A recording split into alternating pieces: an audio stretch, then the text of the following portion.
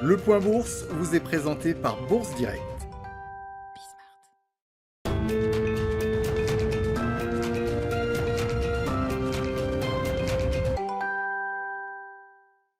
Clôture à l'équilibre ce soir pour le CAC 40. L'indice parisien perd 0,07% à 6302 points. Dans le vert depuis le début de la journée, le CAC 40 a commencé à réduire son avance à l'ouverture des marchés américains qui peinent de leur côté à rebondir depuis la séance d'hier. Les investisseurs à Paris donc qui se sont recentrés sur les publications d'entreprises et les statistiques publiées aujourd'hui à la suite des prises de parole de Jérôme Powell et Joe Biden hier soir, où le premier a confirmé que la politique monétaire de la Fed resterait accommodante, tandis que le deuxième a confirmé ses intentions d'augmenter les impôts et taxes pour les revenus les plus élevés aux États-Unis afin de financer un plan d'aide aux familles de 1800 milliards de dollars. Côté statistique, donc, les investisseurs ont pu découvrir aujourd'hui la croissance de 6,4% du PIB des États-Unis au premier trimestre, conséquence du soutien massif aux ménages et aux entreprises. Une progression d'ailleurs supérieure aux attentes des analystes qui attendaient en moyenne 6,1% de croissance sur la période. Aux États-Unis, toujours, les chiffres du chômage hebdomadaire reculent légèrement et comptabilisent 13 000 inscriptions de moins que la semaine précédente. Passons à présent en Europe, où les investisseurs ont pu découvrir l'indice de confiance des consommateurs en zone euro qui ressort à moins 8,1 points au mois d'avril, en progression par rapport à son niveau de mars et en phase avec les attentes. Europe toujours, l'inflation en Allemagne dépasse de son côté les objectifs fixés par la BCE et progresse de 2,1% au mois d'avril après 2% au mois de mars sur un an. L'indice des prix à la consommation qui progresse sur un mois de 0,5%. Avant de passer aux valeurs, notons également que Emmanuel Macron a détaillé aujourd'hui son plan de sortie de confinement, une sortie par palier avec un objectif fixé au 30 juin, même si les mesures de distanciation sociale seront conservées au-delà.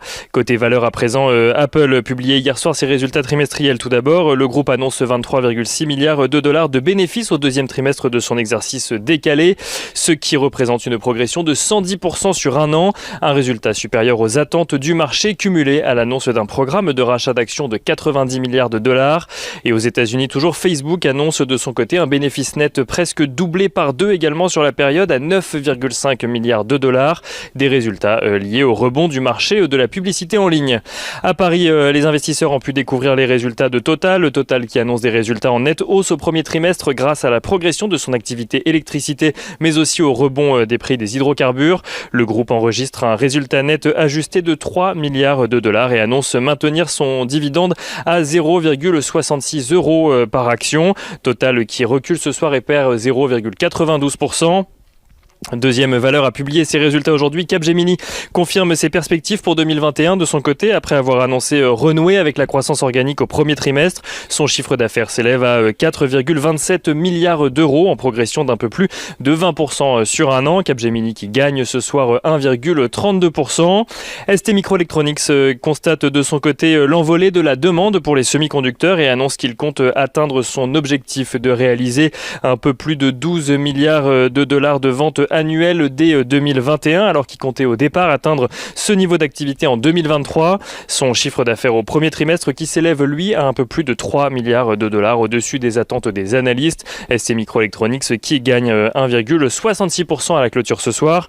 Et on note que Airbus annonce de son côté que son résultat opérationnel ajusté a plus que doublé au premier trimestre et Airbus qui en profite pour confirmer ses objectifs pour l'ensemble de l'année. Airbus dont le titre gagne 0,7% ce soir et on finit avec Unibail Rodamco Westfield qui annonce de son côté un recul de près de 43% de son chiffre d'affaires sur la période à cause de la fermeture des centres commerciaux. Face à la situation actuelle, Unibail Rodamco Westfield s'abstient d'ailleurs de fournir des prévisions annuelles. Unibail Rodamco Westfield, dont le titre perd 2,27% ce soir. Et on finit avec les résultats